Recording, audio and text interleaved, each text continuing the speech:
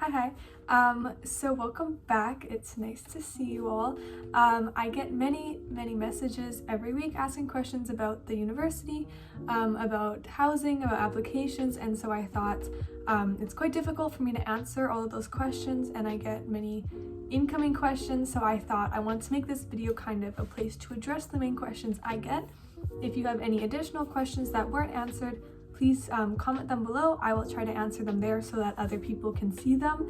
And if I get a lot of questions in the same area, then I will make another video about that.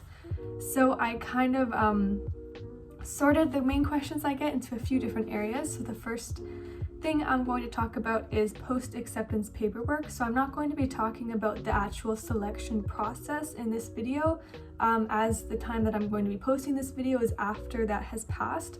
If you are someone who's thinking of applying, say, next year, let me know. Maybe I will make another video about the actual Dutch selection process closer to when that time comes. So I'll be talking about post-acceptance paperwork, so say tuition payments, scholarships, residence permits, that sort of stuff. Next, I'll be talking about why I chose Maastricht University, say, over Rotterdam, and kind of city life, etc. And yeah, basically why I chose this program. And then I'm going to be talking about finances, housing, and working. Basically, when to start looking for housing, is it hard to find housing? Those sorts of questions that I get the most frequently, as it's kind of the most stressful part, I totally understand. And lastly, I'm going to talk about my current experience in the university itself, so not just the city, but studying psychology, kind of course load, curriculum. Is it stressful? Is it easy to work while doing it? Those sort of questions. So I really hope this video is helpful. If you have a specific question, you can kind of look below on the video bar and skip to the section that's important to you.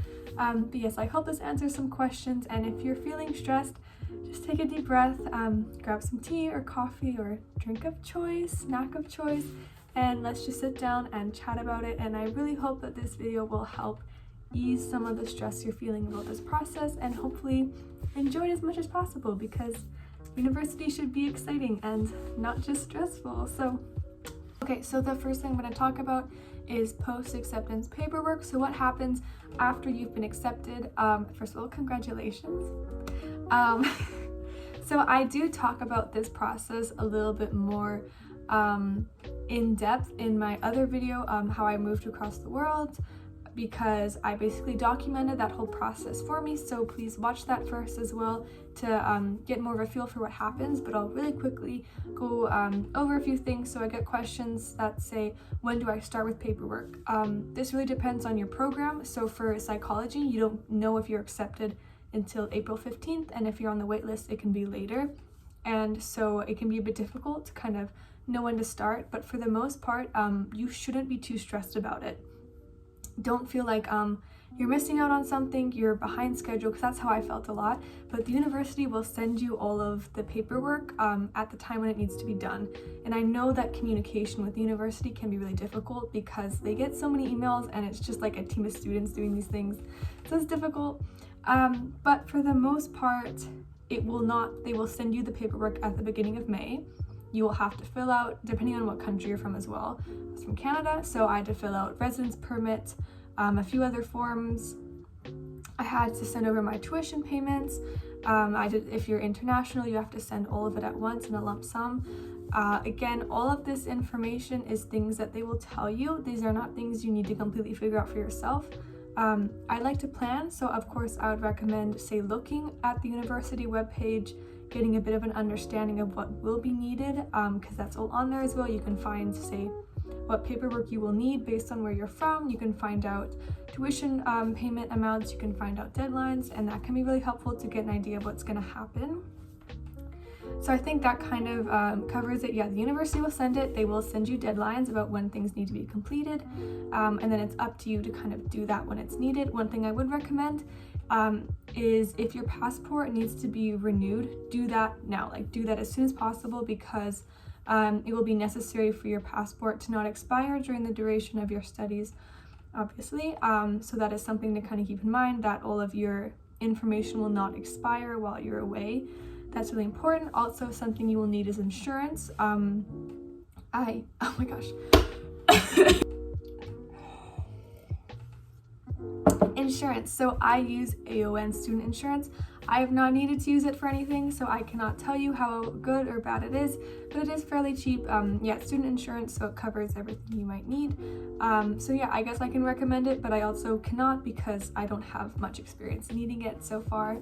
Hopefully it stays that way. Let me think. Yeah, tuition payments depends on where you're from. And yes, if you're international, you will have to send it all in a lump sum at the beginning of the year. If you are, I believe, European, you can send it in different payments, like across the year, but I'm not entirely sure about that. I apologize.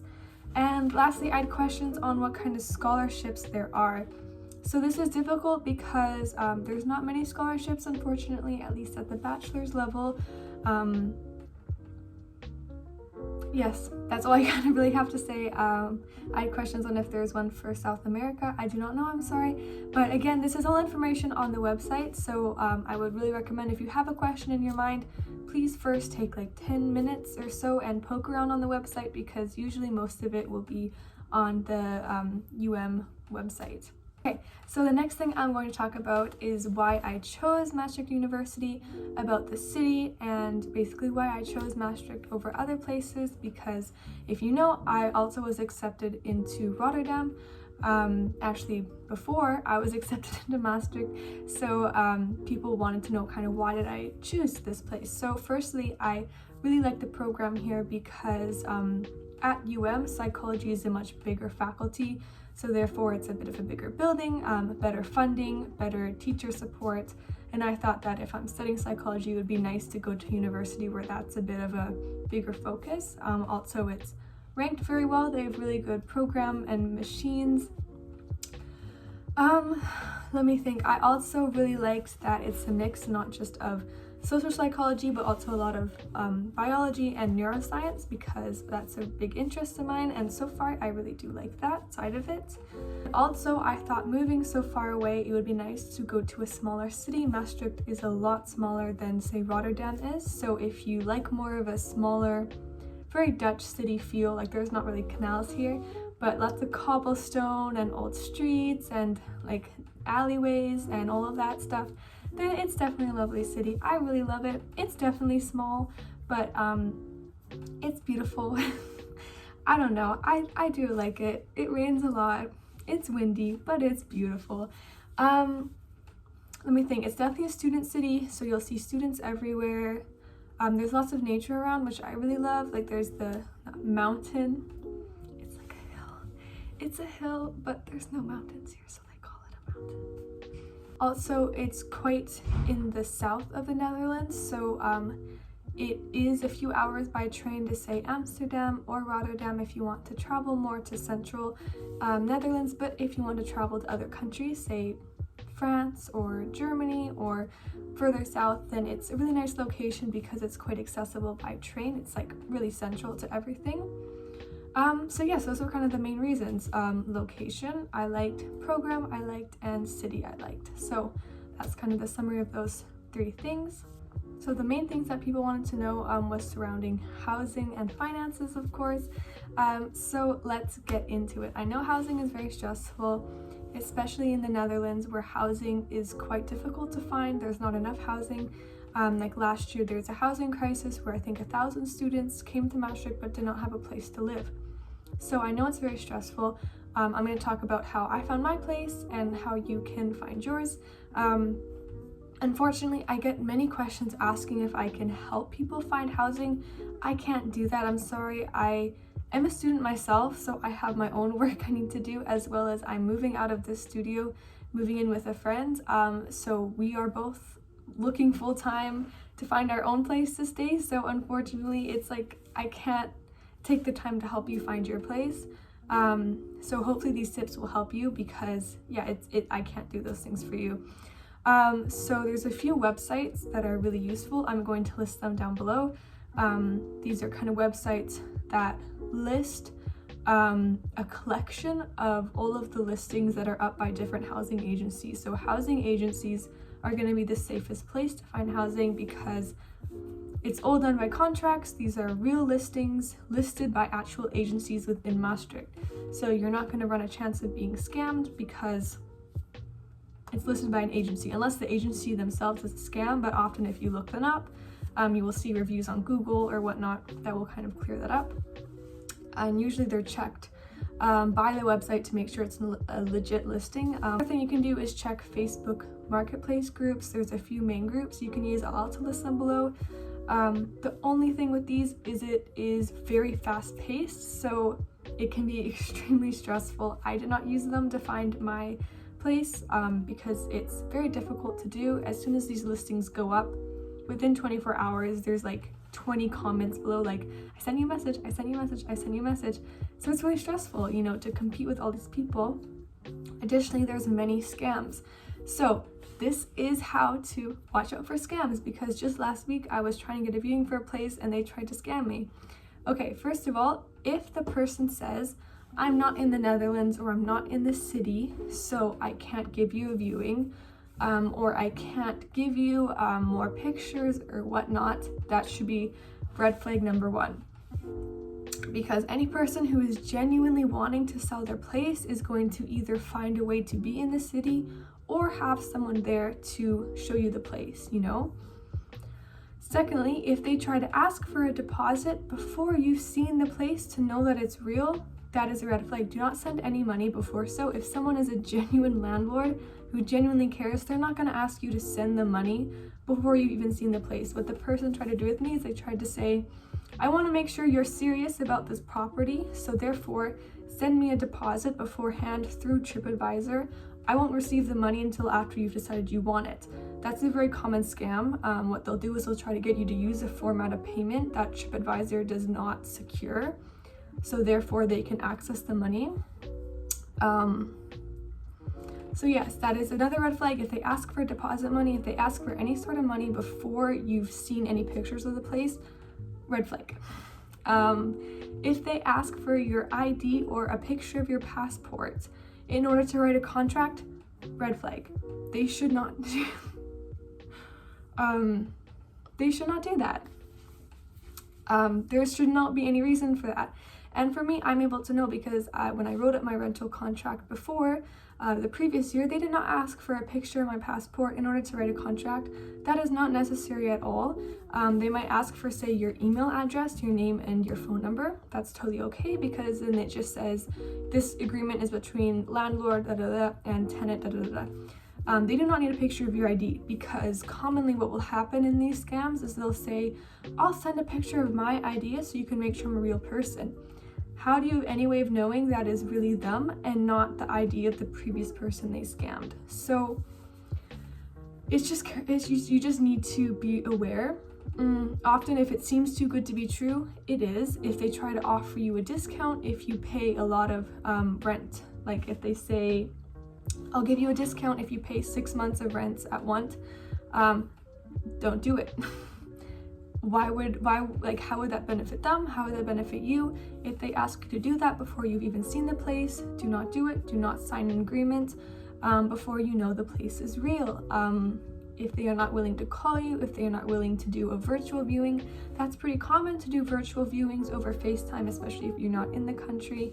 But if they're not willing to do that, I know it can be really tempting to want to just go for it because you need a place, but it's not worth the risk of arriving in Maastricht and finding out that the place you thought was yours is actually for sale from 2 years ago.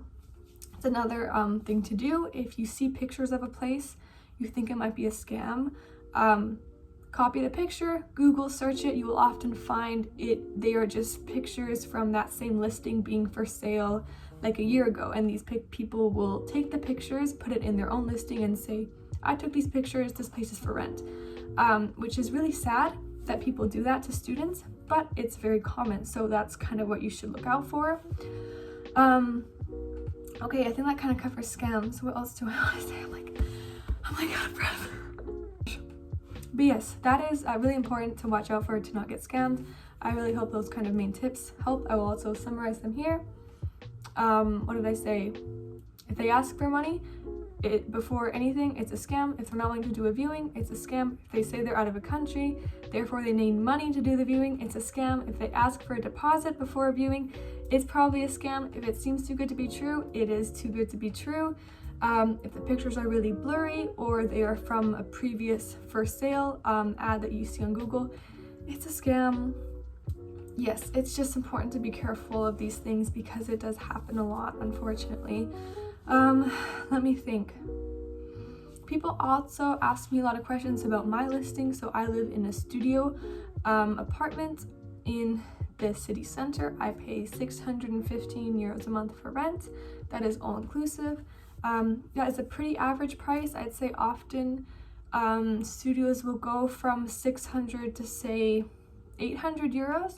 You can also look, say, in Belgium or further on the city limits. One thing I do want to say, especially if you have a viewing coming up, and say you have a viewing but they need to have a person there, someone there in person, please do send me a message. One thing I'm working on setting up is a way for me to be someone who can go to your viewings, because I kind of know where the good locations are, what a good apartment should look like, energy details, just things to look for in a housing. So if you are concerned about that, if you don't prefer to do a virtual viewing, or if the agency says no, we need someone here in person, please do send me a message. I would love to help you out with that. Of course, since it does take up my time, I would charge a very small fee, maybe like 10 to 20 euros, but I would just love to help out in any way I can. So if you need that, please do send me a message. If I do get a lot of requests for that, maybe I'll try to set it up in an actual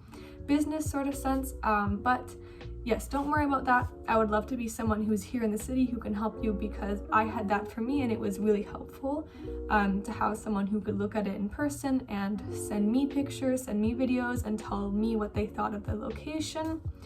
So yes, please do send me a message if you're interested. We can set that up. Another question I did get a lot was if there are dorms.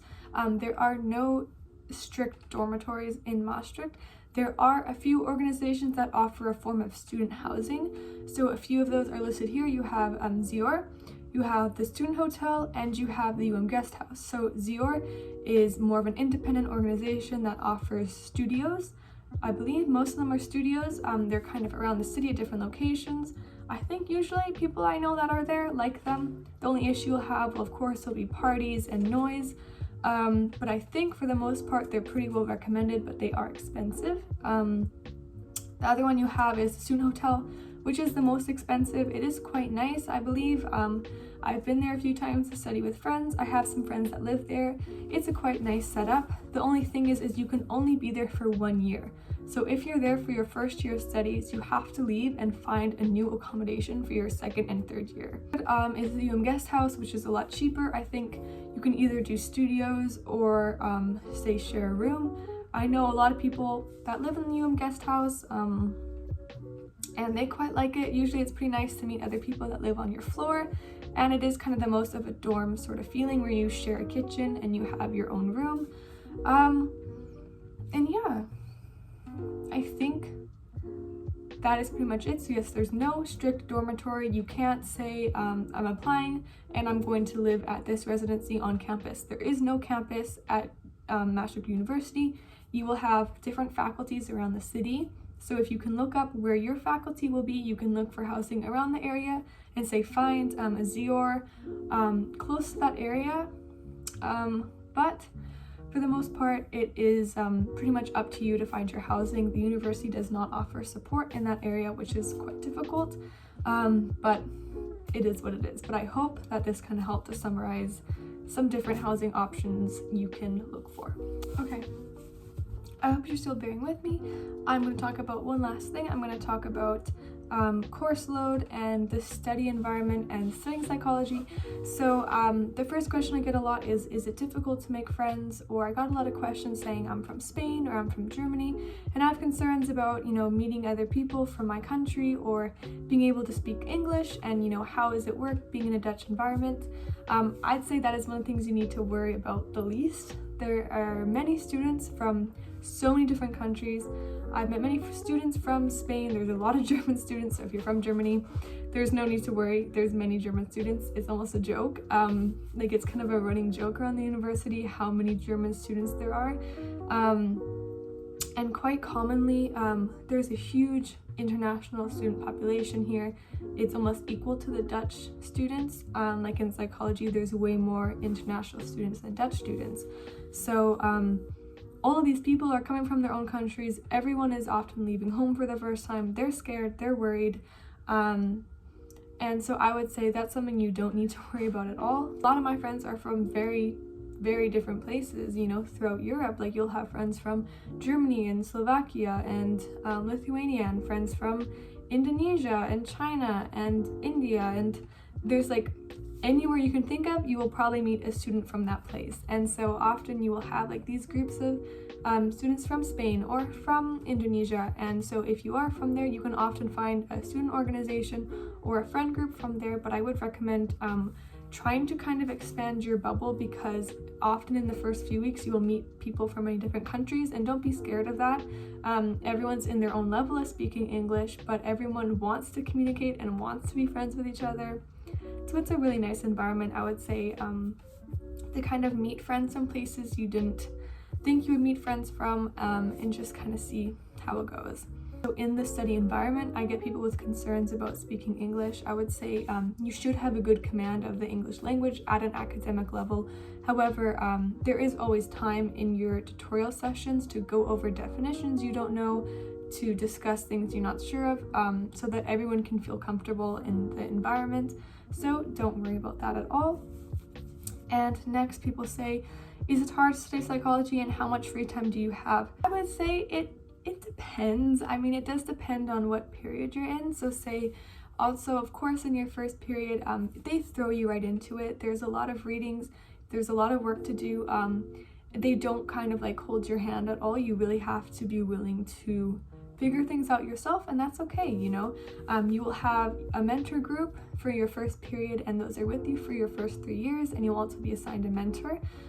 That means that this person kind of guides you through it, gives you advice along the way. You have personal meetings with them, as well as a portfolio you make, and they're basically your advisor to kind of help with any concerns you might have if you're falling behind in your studies, or if you fail a few courses or are close to failing. They'll kind of check in with you like, hey, how are things going? How can we help you with this? That was a real comfort to have. I really like my tutor, or I really like my mentor. He's an amazing person. But yes, it is difficult, but it's completely manageable. Free time will of course depend on you.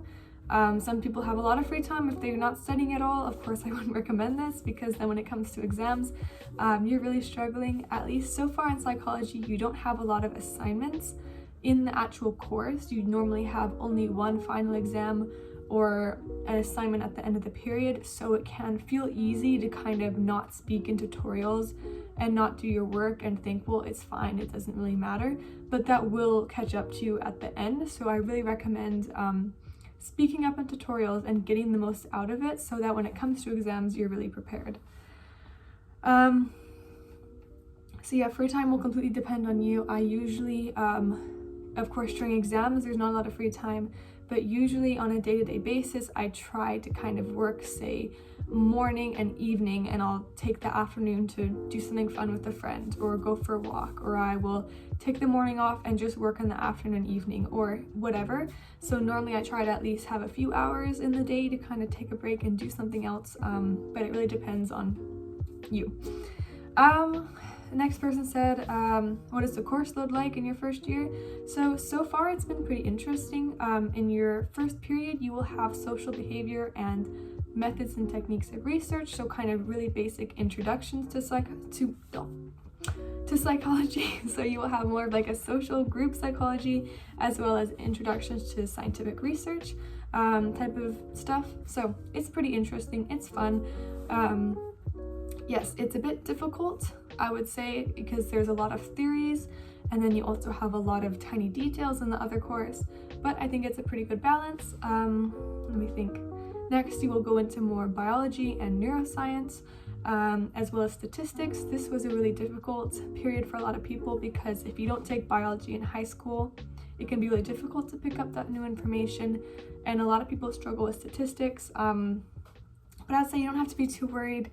If you study and if you work at it, like for me, math is not my strong suit. I did fine in statistics. Of course, I didn't do amazing, but I worked hard and I passed and it was fine. So I think that if you're willing to put in the effort, then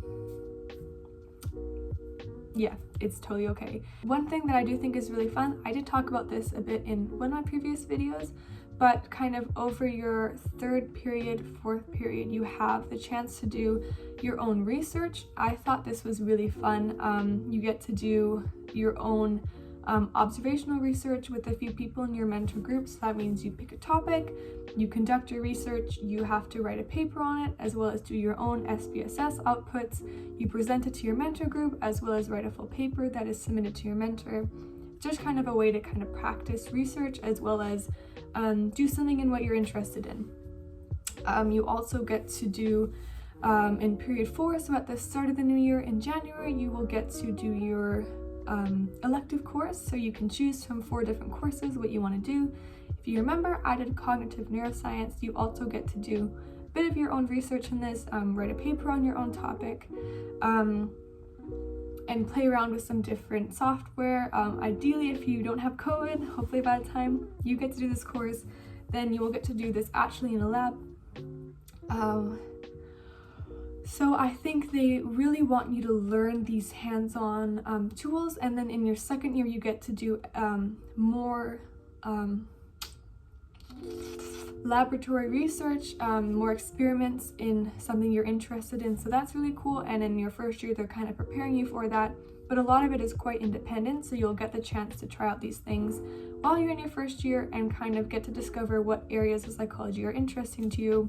So I really appreciated that. I thought it was really fun. I think that's kind of most of what I have to say about the curriculum. Of course, if you have any more questions, let me know. I think the main things people were concerned about was statistics. So yeah, I kind of said you shouldn't worry about that as much. I think that is pretty much all I have to say. I feel like I talked really fast and I said a lot of things, but also nothing at the same time. But I really hope this was helpful to you guys. Please let me know if you have more questions. Of course, like I said, drop them below. I'll try to answer them. Or you can send me a DM on Instagram and I will try to compile them in a future video. But please, yeah, do watch this video before asking me questions, because it can be hard to get a lot of them at once.